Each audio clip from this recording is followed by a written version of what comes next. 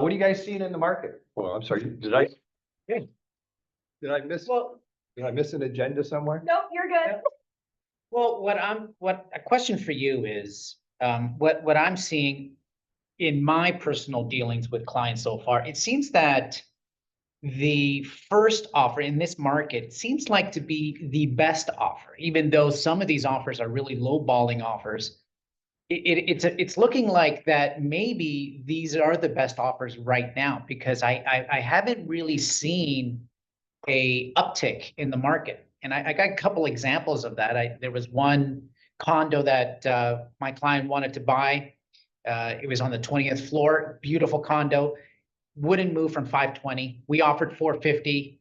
We were willing to go to 470 for this particular unit.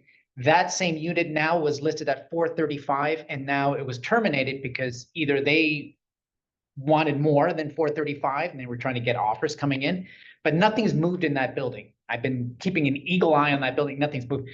And just in my experience, seems like the listings that I had, people have lowballed, and it seems like that was the price, even though my client was like, no, you know? Yeah, in a marketplace where you have, and the reason we say it, and we always have said, in a marketplace where it's either a buyer's market or you're in a bit of a balanced market, we do talk about being the first offer is usually the best offer, because usually that offer is coming in within the first 2 weeks of it being listed. And it's coming in because you've had buyers that have been waiting for something in a specific neighborhood. You've had new eyeballs on a listing, so you're getting your activity. Okay, so that first offer that comes in is usually somebody that's going to go, hey, I saw the activity, I don't want to miss out on it, but I'm not going to overpay for it. So they may be a little bit more flexible because they are the first ones in.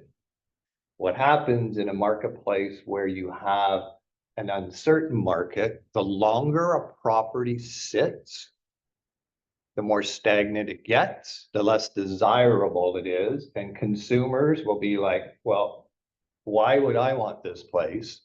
It's been sitting here so long. If nobody else wanted it, why would I want it? Unless I can get a deal. So that mentality of that, just the psyche of the buyers with a new listing versus something that's been around a while, unless the pricing can come better, then, or unless something changes.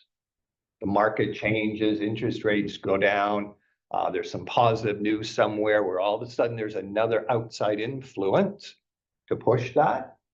Usually the first offer that you get, it's the earliest one that comes. That's why. Saying that, we got an offer for this place a month and a half, 2 months ago. The one I have on the tables for more money today than that one, then those people would come up to. Right. Those people are still around. The agent called me because when I canceled the listing, reduced it, brought it out last week, all of a sudden more eyeballs. Give you an idea, on Saturday, Tommy had 7 people through the open house. Yet it's been on open house for 2 months every weekend. Just people are back in the city, right? Kids are back to school. So now it's just like, well, again, what we talked about was when people come back into the city, the discussions that they've been having over the summertime is, what about moving? Are we thinking, is this the right time? So right now, if you have a stagnant listing, possibly look at doing a slight adjustment, cancel and relist. Okay. That's me. Yeah. Well, the Cambridge house. Yeah. Okay. Because there definitely seems to be, and I was talking to a couple other agents as well, and then anybody can jump in here, but there just seems to be more inquiries from people just asking pretty good qualifying questions, right? What do I need to do if I'm going to sell? What's the chances, if I sold here and I went somewhere else, what's it look like? Amazing. I've actually had 2 listings coming up because the tenants have moved out And the landlords now are going, I don't want to deal with them anymore, just sell it. So check with your database, check with your investors and just see how they're feeling about existing tenants. And it's not so much the existing tenants, it's some of them are like the point where it's like, okay, I could have sold it a few years ago and made money.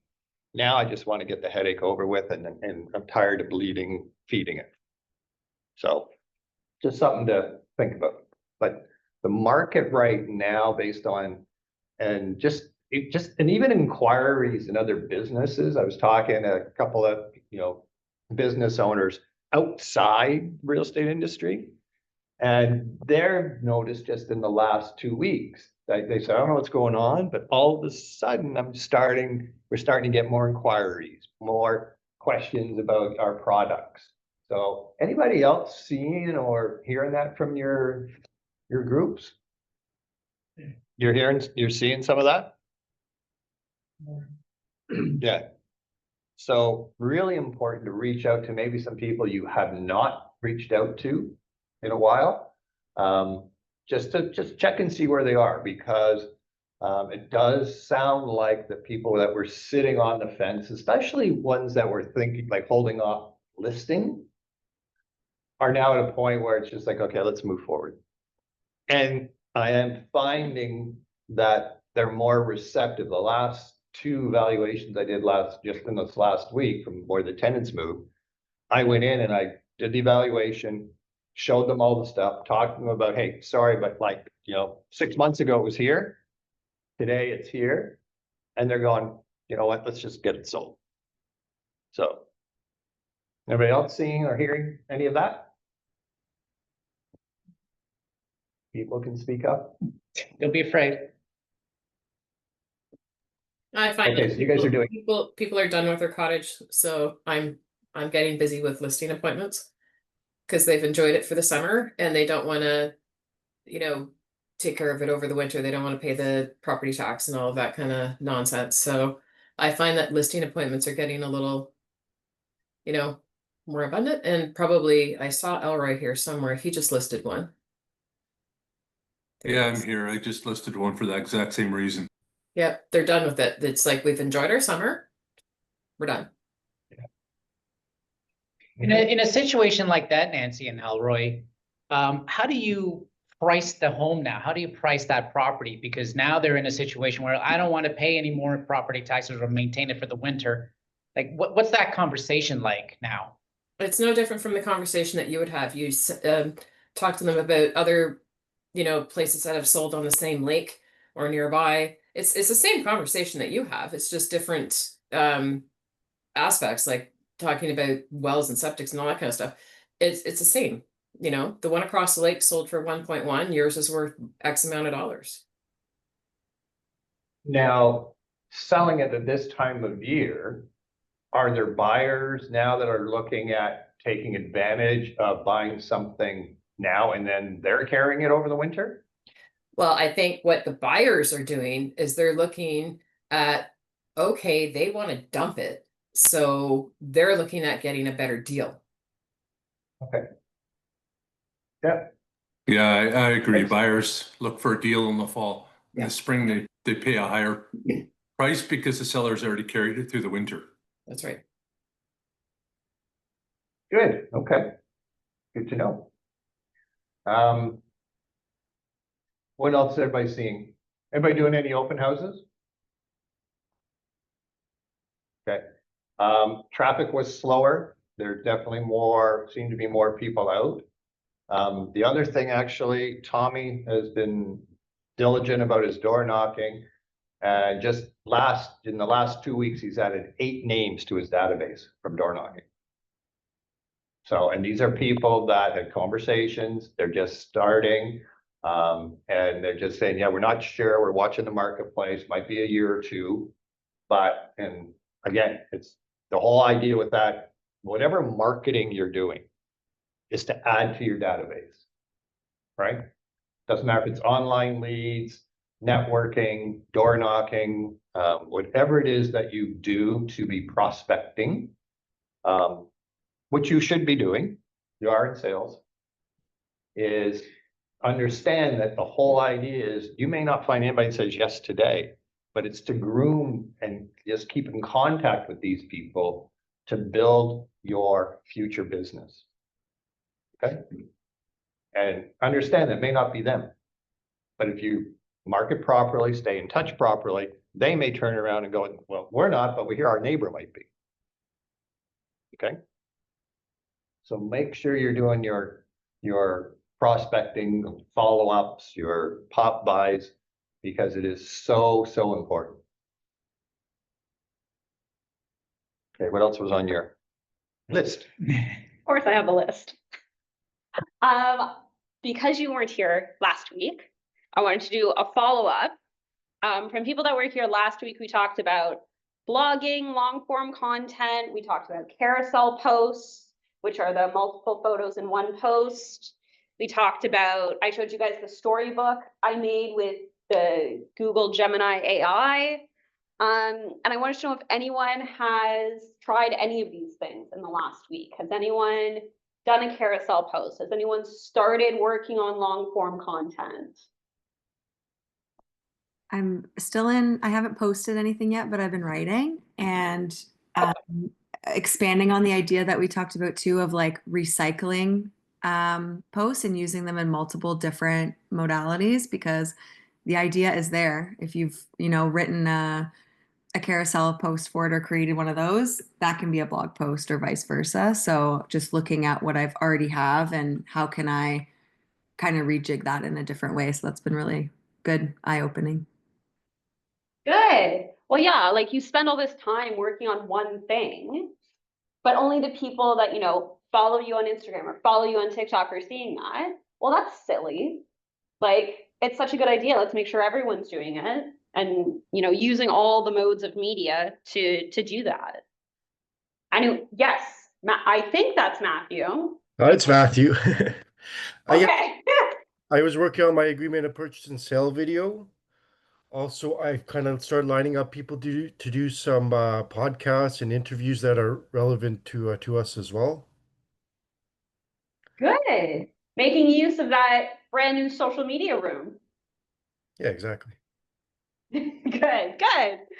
Anyone else from here want to share? Well, Matthew, why don't you talk about the door knocking in your area too? Oh yeah, we made a flyer for a townhouse complex that I own a unit, and I've just been going around a few times now. I've got about 18 names from the property. I've gotten a few contracting jobs out of it as well. Two people have told me they're interested in either buying into the complex or listing in the spring. So I found that it's been effective use of my time, I guess. Good. That's awesome. And then what you're giving them, is it just like a personal bio? Is it market information or?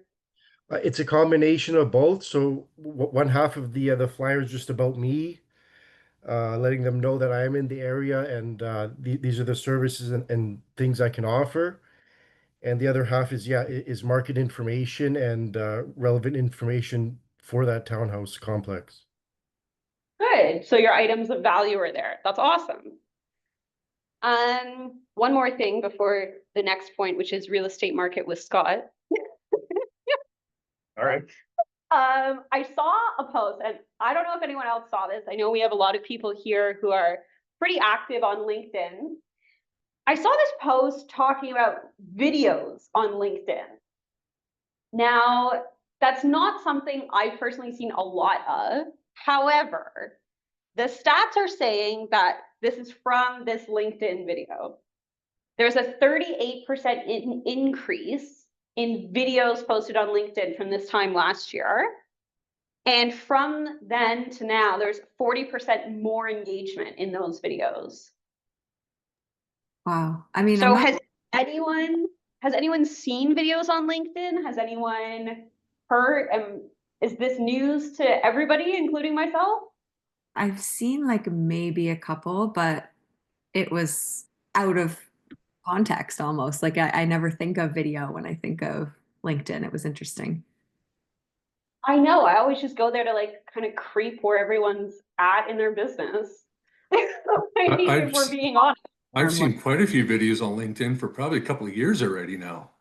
Ooh. But Okay. it might be me. I have a rather large LinkedIn following and I've seen videos for a while. Didn't realize it was new.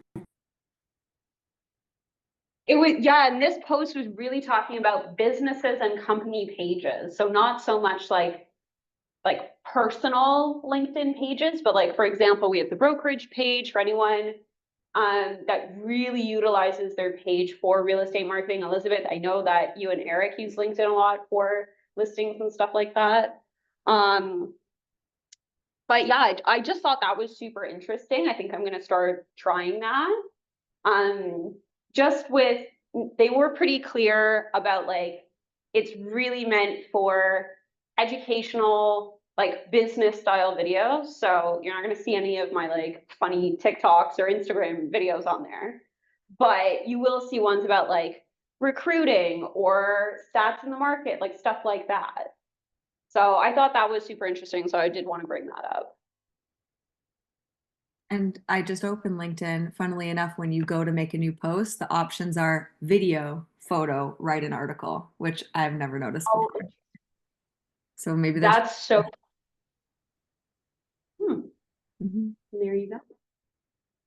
All right. Well, that was all from me. On video, anybody keeping up with doing the YouTube stuff and other videos and things like that? It's really, really, really important. Because it builds that face recognition for one, but really through video, you can really establish like and trust through it.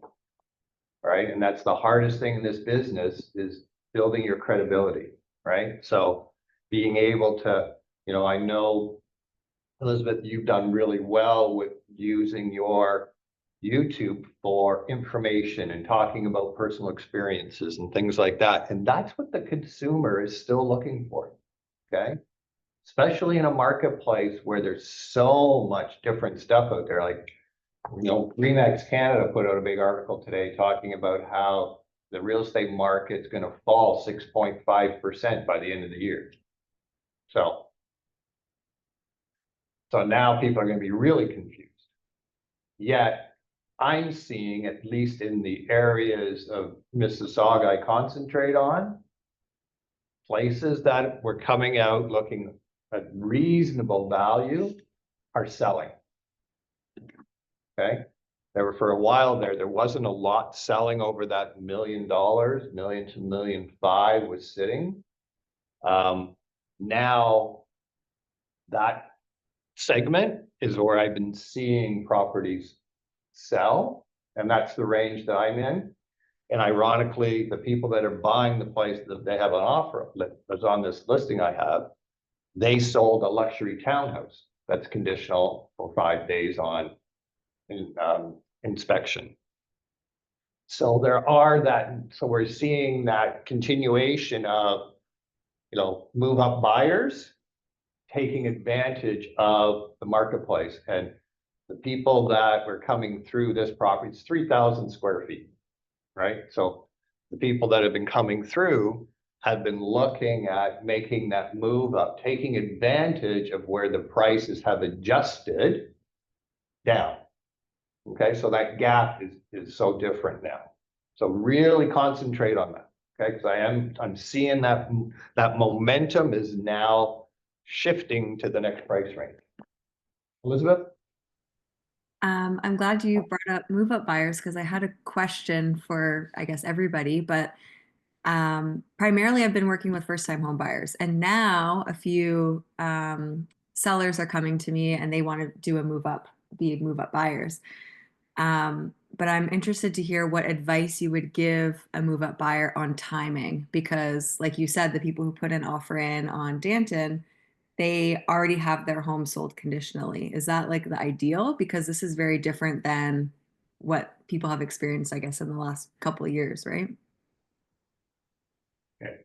All right, you guys jump in. I'm gonna stay quiet. I want to hear your answers. I have two sellers. I have 3 listings coming up. I have 2 sellers that will buy, and we're selling first for sure. But of course, you have to look at. In my case, they're all condos, but I have to look at what's the expectation of how quickly you can sell the condo. One is going to be a long game, the other one less so. But I'm just trying to keep them well in their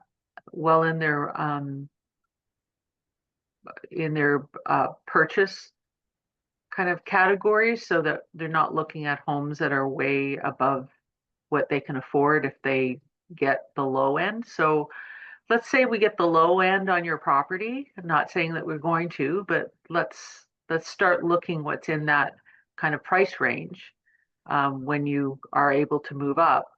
And then, of course, when we get an offer, when you get it sold, then we can adjust accordingly and maybe add a bedroom or move a neighborhood or something like that. Just keeping things realistic for them so that they don't go through heartbreak when they want a 1.5 house and they only have 1.3. It's Yeah. So anybody else, please? Come on, Steve Renee. I know you. There you go. Yeah, in Ottawa, it's the same thing. It's we kind of recommend to sell first. Well, in my neighborhood in Rockland, we recommend to sell first and then go out and buy the next property. The inventory is still low, so it's a little bit tougher because they don't want to be stuck with something that's not as desirable. So that's the biggest obstacle that we have is the inventory. So it's and also the inventory is not moving that quickly either. So it's one of those that, you know, if the inventory would be moving quicker, then we definitely purchase and sell left after. But because of the uncertainty in Ottawa, because we're a federal town and a lot of people are afraid that they're going to be the next one on the chopping block. CRA is cutting jobs, and a lot of talks about the feds cutting jobs. So we're seeing a little bit of a slowdown in this region. Okay. Anybody else? You guys all have done this before, most of you. Okay. All good information. When you are dealing with move-up buyers, you have to set the expectation. Okay? So, and Julia touched on that, where it's like, you may go in to sit with somebody who has an existing property, and their expectation is they're going to get this much money for their house. So you have to go in and set the expectation of being, okay, well, realistically, let's look at your house as a buyer. It's great to have sellers that say, oh, no, I think we can get this much. Not when you're looking at doing a move up, because with the idea of a move up is exactly that. You're transitioning equity from one place to another. Okay. So when you sit down with somebody, and this is what I do. When I sit down with somebody to talk about doing a move up, I do the whole scenario where, and I know Julia does, and where you go, okay, realistically, this is the value of your house. Yeah, it might get, and you heard Julia say, it might get a little bit more, but let's look at what is the worst case scenario. Now let's take all your expenses off. So what is the true equity that we have available to move into the next investment, into the next property? And so you take that number, now you go and say, okay, based on this and being the total equity that we're going to be putting in, what do you qualify for? It's great to say you want to do a move up, but in some cases, they can't, because really they don't qualify to increase even their existing mortgage if they have one. So in that case, it becomes difficult for them to do the move up. So I always go through and look at the expectation from the beginning to the end, because what you don't want to have happen is all of a sudden you're sitting with somebody and they're going to go, well, we want to sell and we want to get a 4-bedroom. and we want to move up to this neighborhood, and you look at the price and they go, oh yeah, that should be okay. And if you haven't done your due diligence and you haven't looked at the total expectation from the beginning to the end, unfortunately, sometimes what happens is they get in a position where they've sold their place. And then all of a sudden reality hits and it's like, oh crap, we can't afford the property that we need, that we want. So literally what you're doing is you're taking a realistic cash out on their place, and then you're treating them like a brand new buyer. Let's get you pre-qualified. Let's get you set up with, and then let's go see what that actually gives us in price. Okay? Really important to do that. May I add something? I also, a lot of times for move up clients, I like to focus on the gap. So it's not really about the price that they're going to be netting and the price that they're paying. It's about the gap. So if they can afford a gap of 100 grand more, well, that's what we're focusing on. So it's, managing expectations. So yes, you might sell for X, but you might be able to pick up the other property for X. So if the market is shifting up, usually you get a little bit less buying power. If the market is shifting down, you may get a little bit more buying power, because the higher price property may depreciate a little bit more than the lower price property. So those are some of the conversations usually I have with clients. So trying to take away the focus on the final selling price and focusing more on the money that they're going to need to upgrade their property. Great, excellent points. One last question. How do you put the little hands up? I couldn't find the button to raise my hand. It's at the bottom, you'll see a little button that says react. Yeah. I And see then it. there's a little arrow. Ah, there it is. I Yeah. raise hand. Okay, cool. Sorry. No, Ah, that's good. I would have asked the same question. So, okay, what else is everybody, like, what are you seeing out there? Like, I literally, like, in all aspects, there's activity, okay? There's activity. I was in multiple offers on a friggin' rental. Okay, No, like, not in Grand Valley. no, Grand Valley, we have seen absolutely nothing. And it's actually getting worse because there's more listings now appearing at a lower price. So the listing that I have right across the street, directly across, is a 3-bedroom, 3+1 bedroom. Ours is a 4+1, and they listed at 950. And it's the agent that's representing is the actual owner of the house as well. So 950, and we're at pretty much just over $1 million for our listing. So we're in a situation now that most likely the client is going to be pulling out because they're like, we can't go any lower than 1 million now due to whatever financial. yeah, and you will hit those thresholds. Yeah. Right? But there's activity there if there's value. Like literally there is. I'm just saying, like, in all aspects, in the rental aspects to pricing, pricing a property where the value is there, buyers are out.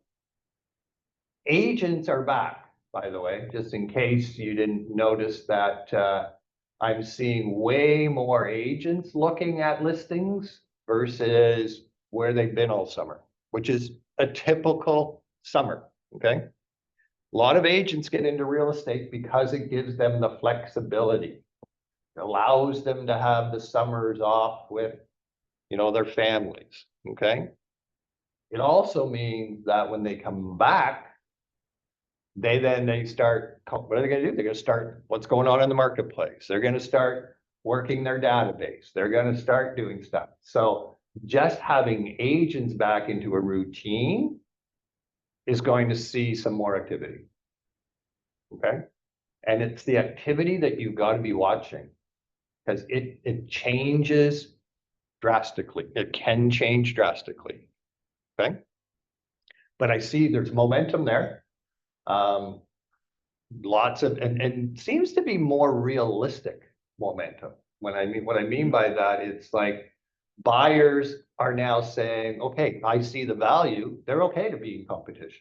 Some aren't, but there are some buyers that go, hey, you know what? That's good value. I'm going to put an offer in. Where before they were going, no, no, no, the market's going down. I'm just gonna wait. I'm gonna wait. I'm seeing that more of a shift and feeling a little bit more momentum of where the decision making of buyers is better now than it was 2-3 months ago. What else is on your list? Upcoming events. Got some good training coming up. Yeah.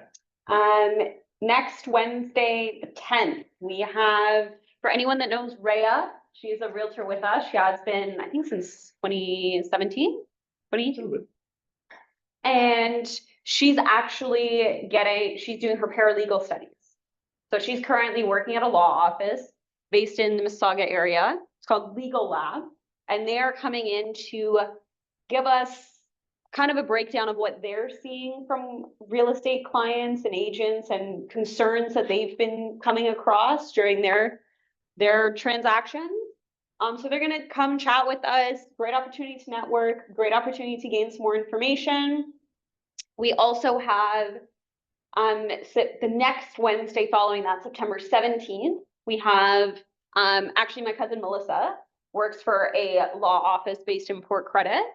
And they are coming in to introduce themselves. And again, networking opportunity. Both of these are also going to be, our typical Midweek Mastery Zoom link for those that can't join us in person. Next Wednesday, Legal Lab is bringing breakfast. So if you are coming in person, please RSVP and let me know of any dietary restrictions. Speaking of dietary restrictions, very important for September 21st, when we have our Realty Executives barbecue here at our new office. We have invited the region. So our 200 executives across Ontario have all been invited for this barbecue and to come check out the office and everything like that. There's some games. We have, what do we have? We have badminton. We got bocce ball. I know, Elizabeth, I'm so sad you are missing it too.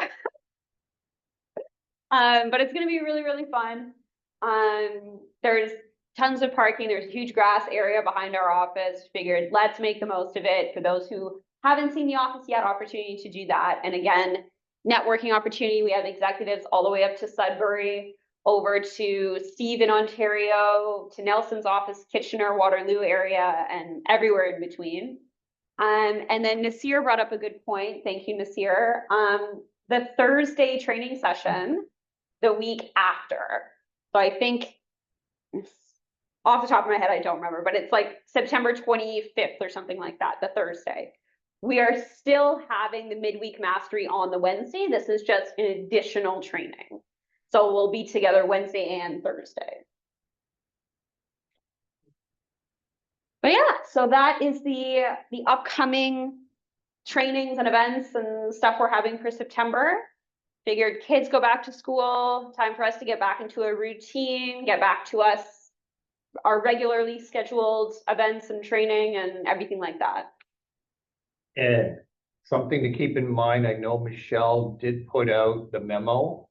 The boards are gonna get way more stricter on agent accountability, agent rules, compliance. You saw that one of the agents who booked an appointment, didn't show up, didn't cancel, was taken to task. And despite trying to say I had an emergency, whatever, the board looked at it and went, nope. Just as easy to go on your phone, click cancel.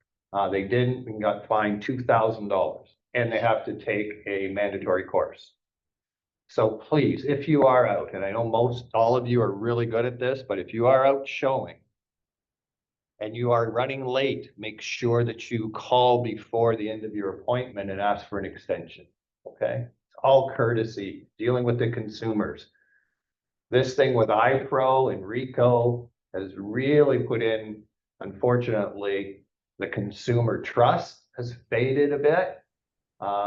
So the boards now are really looking at doing more enforcement and are gonna make those enforcement decisions public. Yep, Julia? I showed a house on the weekend. Our clients expressed interest in a house, and it was listed by the iCloud company. So what would you suggest we do if we're putting a deposit into iCloud?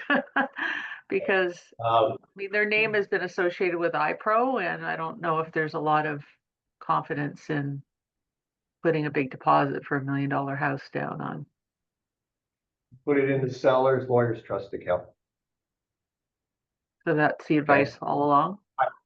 I would, you could, ideally our account, but a lot of times the listing companies are not gonna let the Yeah. cooperating broker, okay? And you are correct, iCloud was set up by one of the managers of iPro. And with an anonymous, excuse me, with an anonymous backer, so. Yeah. So anything to do with, so iCloud is one of them. Skybound is another company that was set up by iPro, okay, or ex-iPro managers.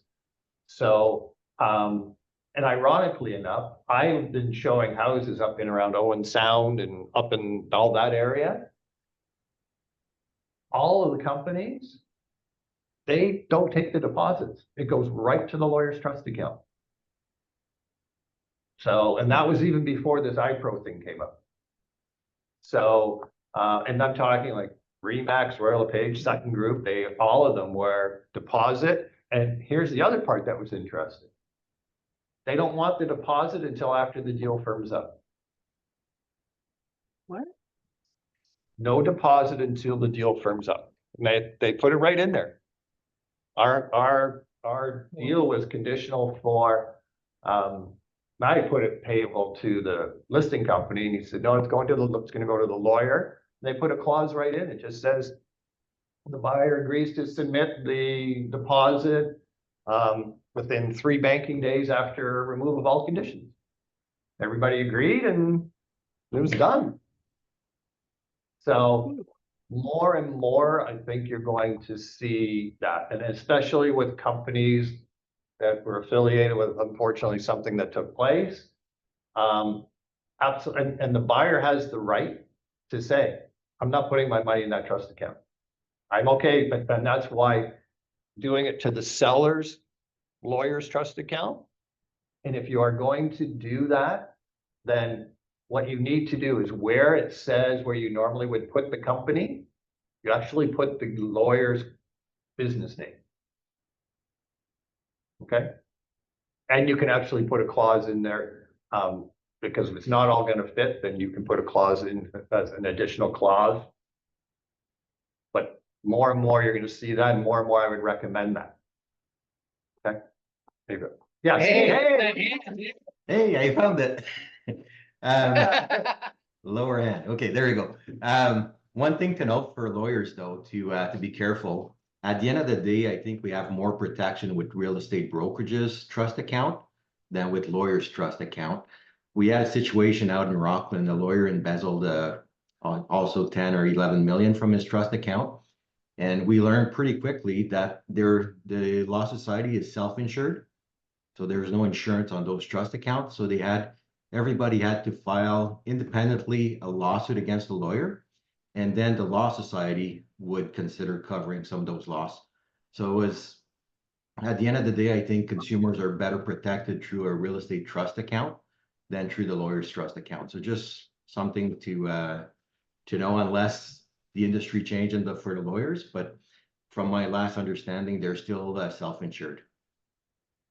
Okay, good to know. Thank you. Question for the lawyers that come here. Yeah. Yeah. Yeah, definitely.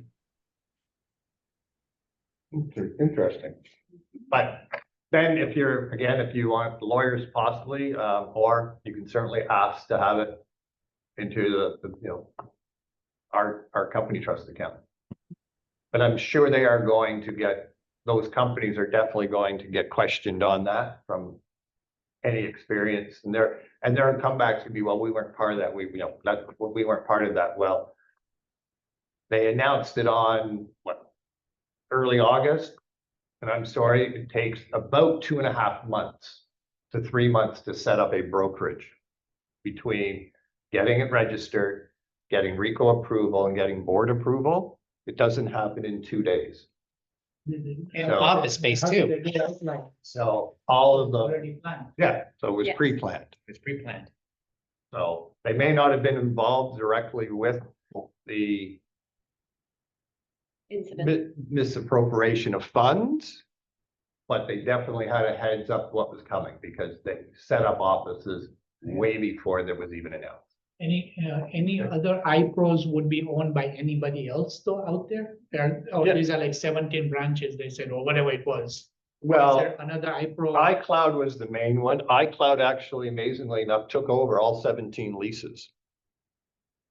No, but I'm just saying right now, is there an iPro out there? iPro no longer So exists. iPro is Completely done. completely Yes. done. Okay. Accounts have been frozen when they should have been, in my opinion, should have been frozen back in May. Yes. And that's why they let go of the president there of, Yeah, the registrar. yeah. Yeah, correct.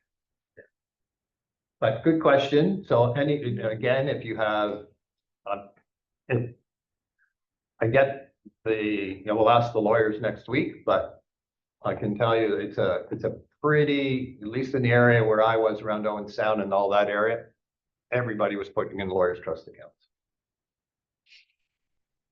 And it also could be that the brokers didn't want to deal with their trust accounts, but. Okay, any other questions, things going on, stuff you're working on, you're not, need help with? No, okay, well. I'm telling you, the market itself, if you're out there, you gotta be conversing with people, network with people. Let them know you're in real estate, be out there because I'm feeling there is the momentum is definitely getting stronger. Okay, in all areas. All right. Okay, well, that was it. Anything else on your list? All right, let's go see if I can sell this house. Let's go. We're coming behind you. Go sell. You got it. Well, I'm gonna sell this one and then I'm going up to list one in Collingwood and then I'm listing one in Thornbury and I'm listing one in Mississauga all this week, so. Busy boy. Good show. Good luck. Ah, Good luck. Have Yeah. fun. thanks. All right, bye. Thanks, guys. Let's go work on this deal. Thank you. Oh, yeah. You need to walk away with those. Yeah, deposit. Yeah. So easy just to, then you're walking around. going, It's like a garage door opener. And that gate- Oh, the I know, garage- it's just oh, I everybody mean, forgets. I can't tell you how many Everybody times forgets. clients have, I said, don't forget to leave the garage door open or keys and everything. Yeah. Oh, garage door open. Yeah, it's always in your visor usually. Yeah. Yeah. They go, oh, right, yeah.